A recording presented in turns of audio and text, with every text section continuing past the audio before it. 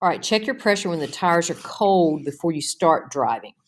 Wear indicator, there's a line right there. Overinflation, underinflation, feathered wear, excessive toe in or out, so one side of the tire.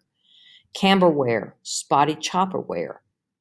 All right, overinflation, underinflation, proper inflation. And use a tire gauge to do that. Okay, you'll put the tire gauge in the valve, a ruler will come out and it'll tell you.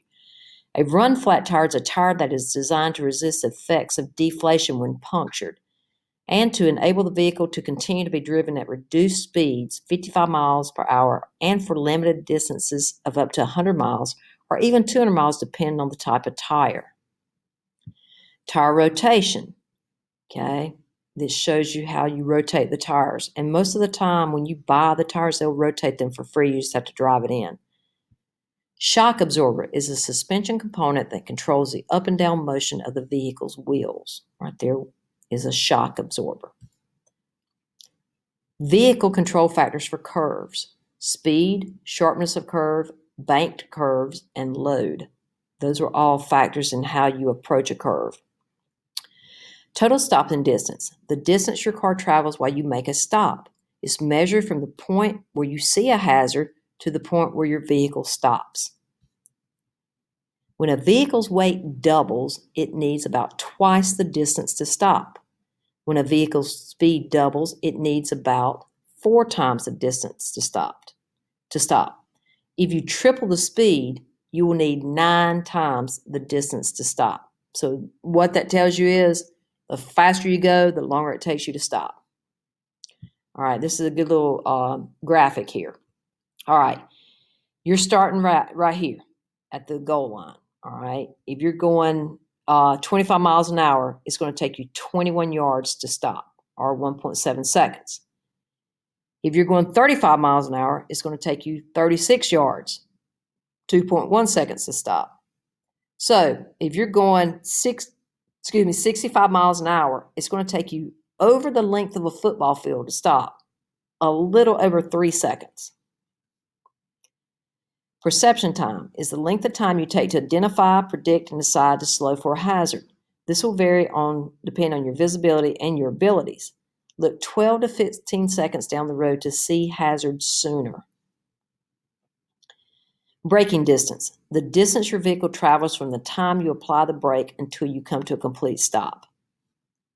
Reaction time, once you recognize a hazard, the length of time you take to execute your action is called your reaction time. 2 factors that affect braking distance: speed, the higher you are speeding, the faster you're going, the longer your braking distance is, and your vehicle condition. A vehicle with worn tires, shock absorbers, or brakes needs a longer distance to stop. 2 more factors: roadway surface and your driver ability. If you've got rain, snow, ice, dirt, wet leaves, and gravel, that reduces road traction and increases your stopping distance. Driver ability, if you are distracted or impaired, it's going to take you longer to stop. Factors that affect braking distance: anti-lock brake system, ABS. If your car has an ABS system, you can better control your stopping distance while turning. It doesn't lock up the steering wheel. Factors that affect braking distance: hills. Your braking distance increases when driving downhill. Loads. The heavier the load, increases your braking distance. Force of impact, the force in which a moving object hits another. 3 factors determine how hard something will hit another: speed, weight, and the distance between the impact and stopping. Speed is the most important factor in determining how hard a vehicle will hit another object. Weight, the heavier the vehicle, the more damage it will cause in a collision. Distance between the impact and stopping will vary. Safety belts. 3 collisions occur. Vehicle hits the object and stops. The occupant either hits inside the vehicle or their seatbelt or airbag, and the occupants may suffer internal collisions as their organs impact inside their body.